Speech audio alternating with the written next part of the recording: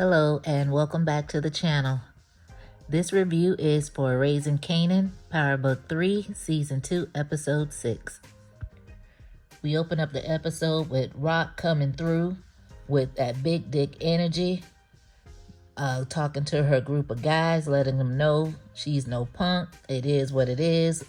We standing in our shit. Basically, fuck the Italians. Y'all be prepared for whatever's next. And we ain't going nowhere. In the group, we see Kanan and we see Warrell bitch snitch ass. Lou once again tells Rock that Newark is not worth all the trouble. Marvin agrees. And of course, Rock don't want to hear that shit. She's like, I just wish I had somebody who understood what the hell I was trying to do here.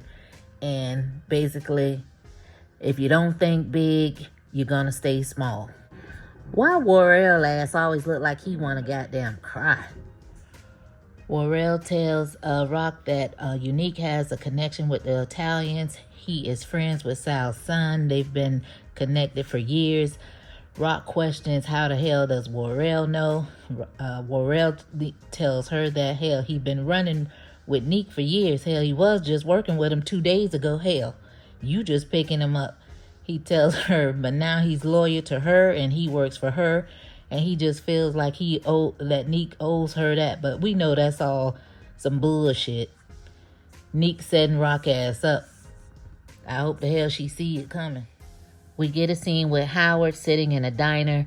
The waitress comes up, asks if he's ready to order. He says he's waiting on someone. Just give him a moment. Time passes by, but the person he's waiting on never shows. Rock and Kanan are leaving the meeting, and Rock is telling him, now you see what 90% of what I do is calming these fools down and making sure they keep their motherfucking eye on the prize. Just like your grandmother used to say, God gave men dicks so that they'll have something to play with while their women did all the work. And Kanan is like, your mother used to talk like that? Rock like, shit, don't let that church shit fool you. Like the lady used to be off the chain. I noticed that Rock has brought up her dad last week around the campfire when he used to sell the moonshine and how he was this jazz musician and all of this. Now this week they're bringing up the mom and how she probably cursed a lot, but now she in the church. Just casually sprinkling them little tidbits in. So I'm wondering if slowly but surely we're going to get some type of backstory on their parents. Rock reassures Kanan that he's not going to be like all these other niggas. He's going to be a leader. He's going to be a general and know how to handle his business.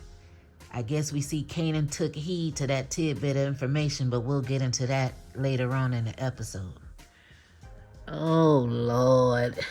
Now we see Burke. She got this deputy pulling damn old files that belong to Howard and still snooping. Girl. Oh my God. So there was a gap, 1974 to 1975. So she questions why was there a gap in his work, and the deputy is like, well, maybe he was doing undercover work. And of course, that's probably when, well, I think we already knew that he was working undercover from season 1. But, you know, her nosy ass. So I guess that's how he hooked up with Rock by she probably didn't know he was a cop when they slept together. But you know what? I'm just so sick of Burke. I am so sick of Burke. Girl, why are you doing all this snooping? I'm just not understanding. So Rock goes to Neek's shop. She's with Warrell, Lou, and Marvin. Neek instantly gets into Lou's ass and say, I've been meaning to ask you, how you miss Warrell big ass with a Tech 9 with his head between this bitch's ass, legs, and his back turned towards you? Now my question is, how the hell would Neek know all those damn details? Come on, man. Neek wouldn't have known that. Even in the midst of all that, Warrell can't go back and say, oh, my back was turned. Come on, man. That was too much. Basically told Lou ass, your ass missed on purpose. Neek tells Lou that his heart is not in this shit no more and that his head is out of the game and he can smell it on him. Marvin crazy behind gonna holler about that's your stank ass breath. Marvin is so stupid. All Lou know how to say is, fuck you, Neek. Neek and Rock coming to an agreement that he will contact Marco to set up something with Sal, because basically Marco owes him from when they were in the county jail, and Rock told him, hell, you owe me. So, you know, let's make it work. Neek told her that he rides alone, and Rock told his ass, we carpooling, nigga. But is it me, or do Rock and Neek seem like they had some shit going popping in the past sexually? Because the tension between them is just, it seemed like it just jumps off the screen, like the sexual tension. Especially with Neek. It's just like he respects Rock. He doesn't really disrespect her in any kind of way. Like, it's kind of strange. I don't know, something tells me, or I just get a feeling like they had something going before, but I don't know if Rock messed with somebody that young. I don't know how old Neek is, but it's just something there with them two. I can't figure that out. It's just a lot of little sexual tension there. Rock does let her brothers know that she does not trust Neek or Warrell, but they have no choice, so they got to play the game. We see Juke and Kenya. They're out shopping. Juke is trying on all these dresses, and you can see in Juke's face that she's not really feeling it. But Kenya busts out, oh, now you're starting to look like my daughter. Like, what? It's just, you could tell, like, it's going to change because Juke wants to be who she is, and she's really not the type, even if with her dad, she didn't really allow Marvin to change her. So it's going to come a point where she's going to get tired of playing this game with Kenya, and Kenya's not going to really be liking her lifestyle. I just see that whole shit playing out that way. Juke ain't finna keep wearing them goddamn dresses like that. She already told her this gonna be the last dress I'm trying on. Kenya like, yeah, for this store. Last week, Renee took Marvin to a diner and explained to him that she was going to have to go to a judge and let the judge know that Marvin was not complying or not participating in the classroom. And this week, we get in the classroom and Marvin is opened up like a goddamn book. Marvin is engaging with the other people in the class. He's letting them know what he does at his job and how taking the class has made it better for him to communicate with his employees. Wink, wink. And he's talking and he modifies what he's going to say. He switched it. He caught himself because he's getting ready to curse. So, you know, he's proud of himself. He has a seat. Renee is like, did you guys notice how Marvin modified his language? And lets the crowd know that you have to be careful with the words that you use inside of the class and outside of the class because words matter.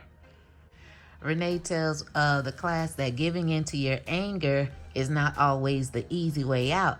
And Marvin was like, yeah, that is so true because I be wanting to slap the shit out of a nigga.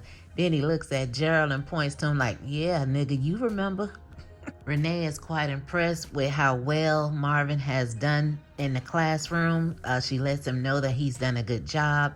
He's feeling like, you know, he done did something. So I think Renee in this class has really been great for Marvin because you really can see a change in him. I really like them. Actually, if they do hook up, I wouldn't be mad at it. I'm here for it. I kind of like them two together. Rock, Lou, and Marvin meet up with Sal Buscemi and his crew. Neek is part of the crew. Sal tells Rock that the only reason her and the Pips are still living is because Jimmy saved them by telling him what happened in the Catskills. So they end up coming to an agreement, but Sal tells her under one condition, otherwise there's no deal.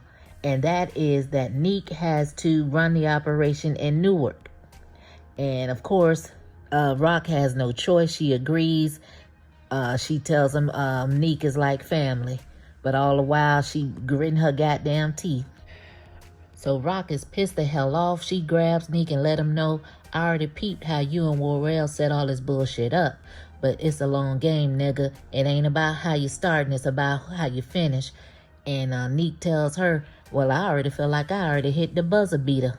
Like as if he already won the game. And he gives her that smug ass smile that he always do and holler about, hey, we going to get us some damn pizza. We hop over to Kanan. We see him on the first day on the job. Kanan is now the brown bag guy. He's the runner for the day. Kanan and Famous, they get robbed in broad daylight by a dude named Freddie. He snatches Famous chain from off his neck and take Kanan's book back that got the money in it from the product. It's just amazing to me how Rock and Def Con's supposed to be so respected in the hood, but Kanan gets disrespected on the daily. So clearly nobody give a damn that that's Def Con's child or think that that's Def Con's child. Hell, they might as well tell him he's a cop son. After Freddie leaves, Famous and Kanan are talking, and Kanan is like he has to get his shit back. Famous like, nah, we just take the loss. That's just how it is, you know, this how the game goes, whatever. Kanan like, nah, I ain't taking that shit no more. Kanan like, he going to get that shit back. He's tired of being played. We go over to, I guess, one of these museums. I don't know where it is, but Rock and Cartier is inside. He's getting a painting, and one of his employees comes up to Cartier, and he says, oh, I'm going to need a hand with this particular painting. Cartier hauls off and slaps the shit out of him, and Cartier was like, there's your hand, bitch. Cartier puts Rock on game on how the Tri-City area is way too competitive and how he goes outside of it into different areas to run his supplier, or how he basically makes his money to clean the money and all that. She's intrigued. I think she's intrigued by his business sense anyway and the energy he brings. Oh my God. There we get a scene. Lou is in the goddamn studio. In walks Zisa. She comes in there hollering about Cartier says that he is pissed off because my song is not on the radio. Girl, we don't give a damn about your song being on the radio. Then she goes into the mode of, oh, I just get into this mode where I feel like I'm singing to someone. And Lou with his weak ass hollering about, who you singing to? Oh my God, he irks me so much. Oh, she like, oh, you know, Lou. Like, oh my God, why is this scene in here? Why? Oh my God, I hate it. Now we just got the previous scene with Cartier when he slapped the dog shit out of somebody because they just asked for a little bit of help. Now, Z's already told your ass that song better get on the radio, so that just let us know the mentality of Cartier that he don't play. When he wants something or when he asks you to do something, he want that shit done. So we might expect him to be whipping on Lou ass because we know Lou ain't worth a hill of beans. Crown already done told us Lou ain't shit. He ain't nothing without Crown. How you gonna get the damn song on the radio? How? Lou don't know what the fuck he doing. So Cartier probably gonna fuck his ass up, and then Rock gonna have to fuck Cartier up. Famous and Kanan goes down the hall to Karina and Palomar's apartment. They're looking for a knife. Karina's questioning why the hell y'all need a knife. Palomar's like, you don't question men trying to cook, but she know what time it is. So she pulls Kanan in the kitchen, gives him a handgun and a kiss on the cheek, and lets him know she don't want him to get hurt out there in them streets. But little do she know Rock gonna hurt her ass when she find out. Kanan and Famous, they go and bogart their way into the apartment where Freddie is. Freddie, all of a sudden, Freddie nervous and scared and shit, hollering about, oh, I was gonna get the money back. Kanan like, oh, nigga, it's too late for all that shit. Kanan slaps the dog shit out of him. He hit him so hard, his damn arm was suspended in the air for about 10 seconds. Kanan get the whipping on his ass. By the time he beat some damn body with his weak ass, he finally beating somebody's ass. So some old man come looking in the door being a little witness, and Famous stopped Kanan from killing the boy, so they run off. After whipping up on Freddie's ass, Kanan and Famous head out. They're walking down the street minding their own damn business, and out of nowhere the cops come swarming in. They take off running. Famous trips and falls. Kanan keeps going. He gets away, but then they hem up Famous ass. I guess the old man went and called the police. They got there mighty goddamn quick for it to be in the hood. We head over to Rock's house and she's in the kitchen cooking. Marvin comes in, they start talking. He asks her about Catskills, how did it go with her and Kanan up there trying to bond. And Rock shows a little vulnerable side about herself and how she low-key feels a little certain kind of way about Kanan not really opening up to her, or, you know, because he used to tell her everything when he was a kid, but, you know, teenagers, they get a certain age, they start distancing themselves from you. And then Marvin goes to talk about Juke and their issues, and Rock lets him know, there's some shit I need to talk to you about, but first I want to run something by you. Basically let him know that she didn't appreciate that shit for him beating up on Juke, and that Juke is like a daughter to her. She basically raised her, and hitting Juke is like hitting her. And if he ever put his hands on Juke again, Rock says she gonna kill his ass her goddamn self. Then she proceeds to tell Marvin that Kenya is back in town and that Juke went looking for her and that they're back in contact. Marvin gets pissed the hell off. So Marvin has to do his little breathing technique where he's breathing in real quick. He asked Rock, repeat what you said. Rock said, I said what I said. Kenya's back. So he goes to asking questions. How long has she known? How long they been in contact, this and that. Then he gets upset about how Kenya come rolling in after the party's been paid for and just want to come swooping in from out of nowhere. And then here comes Kanan. He's running in the door, mom, hyperventilating and shit. Rock like, hold up, slow down, breathe. What's going on? He like, Famous done got pulled by 5-0. Rock like, for what? He like, oh, I don't even know, lying ass. He probably had some weed on him or something. Rock will talk about, hell, he got a family that ain't none of our problem.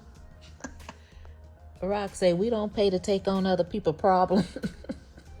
Basically, fuck Famous. He could sit his ass in there, like, let his mammy go get him out. So Kanan gonna try to have all the sense to go turn to Marvin, like Marvin gotta say so or what the fuck go on. Marvin like, what she said. Oh, Lord. Then we get this old unnecessary ass scene with Burke and Adina. They sitting in the house. She laying on her lap talking about fucking Howard got a kid and how he used to work undercover work. Like, girl, why do we have this scene? Why? And why are you even talking about Howard with your woman? And then we didn't even need this little raggedy ass sex scene. We don't give a fuck. We don't. We get a quick little dinner scene with the family. Rock, Marvin, Lou, Juke, and Kanan. And they're sitting around eating, passing the food around. Lou asks to pass the potatoes and the salt. Rock thought, so, what you trying to say about my potatoes? Lou like, I'm not saying nothing about your potatoes. I said something about the damn salt. So here go Kanan ass. Uncle Lou, Famous got locked up. Then they paying the Juke. Juke looking crazy. And, Lou never said nothing, but Rob was like, we already talked about this. He has a mother. They gonna have to deal with it. I don't know why. Well, we realize why later on, but then we pan over to Famous in the holding cell. He's sitting up there spitting his little rhymes. One of the inmates come up to him and he was like, oh, you're the one that sang Street Need a Body. And Famous is like, yeah, the shit is dope, right? The inmate like, I don't listen to that bullshit. And plus, I seen all your goddamn tapes in the trash. Kanan sitting down talking to Marvin. He tells him about the whole ordeal with the money and robbing and going to jail, and that the money is missing. Marvin is like, oh, Rock counts every penny. You need to tell her or whatever. But I'm like, how Rock count every penny? And we have yet to discuss all the money and product that Kanan been stealing for the last 2 to 3 weeks. Rock ain't counting the goddamn thing. Rock washing dishes, so she's talking to Lou, and she asks him, is it true that what Neek said about him not hitting Warrell with the Tech 9 on purpose? Lou says, well, hell, maybe it was my subconscious all in my head, because he keeps saying how he don't want to be doing the bullshit no more. I'm sick of hearing that. So then Rock tells him how Crown came to her and told him how he wanted to get from under Lou, and how Lou wasn't worth a hill of beans. He wasn't shit. And you can see on Lou's face that same look he had when Famous told about Jess last week. So Lou was like, well, why you telling me all this? And Rock like, hell, maybe it was just my subconscious. Or maybe it was my conscious telling me to let your ass go. Basically, shit. I mean, you might as well, because every week we got to hear how he don't want to do the shit. And I'm sick of that. Now we see Marvin go to Harlem or wherever the hell Kenya lives. Rings her doorbell. She lets him up. Now, my first thing is, how the hell does Marvin know where Kenya lives at? Now, if Kenya been gone for 16 years, allegedly, is that her parents' house, or did she move there when she came back? How the hell Marvin know where Kenya stayed? That shit don't make no sense. But anyway, she let him in, and off top, he like, why you here? You just can't keep running back in here after all these years thinking you finna get a check and this and that. And she just want to get to know her daughter. And he's just going on, oh, you ran off trying to be a goddamn bootleg Anita Baker. And you could tell in the scene that they probably had to do that take about 30 times, because Kenya looked like she wanted to bust out the hell laughing, but had to contain her goddamn self. Marvin's so damn silly. But anyway, he trying to be serious in the acting and just telling her, take your ass back where you came from, basically, because, you know, Juke is good. You know, he good with Juke. And Kenya apologizes, and for some reason when she apologized, it's like Marvin looked like he had tears in his eyes or something. So I don't know if when Kenya ran off, Marvin must have been deeply hurt by that himself, as if he still loved Kenya or something. And he just walks out and leaves. We see Neek and Rock setting up shop over there in Newark. Like Sal say, Neek has to be the one to run that area. So Rock has to kick out the guy that she had working the spot. He got to get kicked out, so he got attitude and cursing their ass out. Neek standing there looking smug as usual, smirking and shit. That damn jacket he had on so motherfucking fire. That bitch is bad. So Kanan is standing outside the precinct, and we see the same neighborhood crackhead who witnessed him shoot Howard last season, and also the one who bought the drugs from Marvin last week, has gotten arrested. So they're taking him out of the police car, but his nosy ass still was able to spot Kanan ass. Then we see Howard bringing Famous out of jail with the book bag. So basically, Kanan called Howard to help him get Famous out since his mama wouldn't help him. Then all of a sudden, of course, nosy ass Burke pulls up and catches Howard talking to Kanan. So I guess she'll try to put that shit together later on. I forgot to mention that Howard handed Kanan some papers, and Kanan was like, what is this? And Howard was like, oh, it's just something that's going to help you get the answers to what you're looking for. Now, I hope like hell it's the goddamn DNA test, because I'm sick of that shit. Then Howard tell Kanan, I know we just getting into this little whole thing and working on what we got going, but don't you stand me up no goddamn more. Kanan like, oh yeah, you're right, my bad. We head over to Bulletproof Records. Lou steps to Crown about going to Rock behind his back. Crown is like talking to him like talking all that big Willie talk like he's some goddamn gangster. Lou hauls off and hit his ass, knocks him down. Then he starts to strangle his ass. They tussle around the damn little office while he's strangling, trying to get him. He barely can hold him, look like. Lou's so goddamn weak. Even when he hit Crown, he had to shake his hand off and shit. Like, oh, that hurt. Like, he is just so weak to me. He finally strangled him to death or whatever. And when to go stand over him, next thing you know, Ziza got her ass standing in the doorway hollering about what are we gonna do with him now. Girl, we ain't gonna do a goddamn thing. So is Ziza gonna be ride or die, or is she gonna try to hold that shit over his head for her records to get put on the radio? We'll see. This was a pretty good episode. Can't wait to see what happened next week. Thanks for coming. Thanks for watching. Peace.